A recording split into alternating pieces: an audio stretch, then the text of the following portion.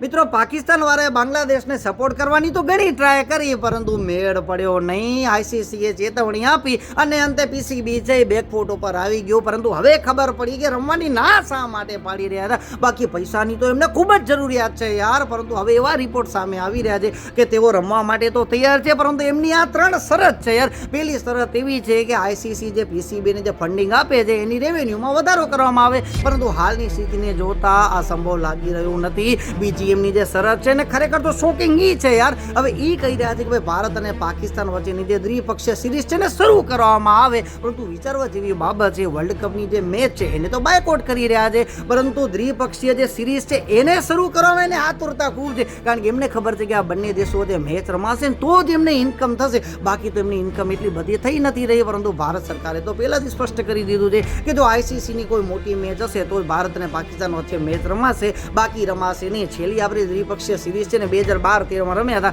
એના પછી તો આપણે રમ્યા જ નથી. અને ત્રીજી એમની શરત છે કે આપણે જે હેન્ડશેક નથી કર્યો ને એ એમનો માથું ખૂબ જ લાગી ગયું છે. એટલે એ કહે કે યાર ભારત અને પાકિસ્તાનના પ્લેયર છે ને એકબીજાને હેન્ડશેક કરે પરંતુ આઈસીસીની રૂલ બુકમાં ક્યાંય લખેલું નથી કે હેન્ડશેક કરવું અનિવાર્ય છે. એટલે આ શરત માનવામાં આવે એવું લાગી રહ્યું નથી. પરંતુ આગળ જોઈએ શું થાય છે. જો કે એમના જે ચેરમેન છે હવે શાહબાઝ શરીફને વાત કરશે 24 અને 48 કલાકમાં મારા ખ્યાલથી નિર્ણય આવી શકે છે કે હવે શું રમવું કે નહીં. બાકી મિત્રો એમને પૈસાની તો બહુ જરૂરિયાત છે તો આવું બધું કરવાની જરૂર શું હતી યાર.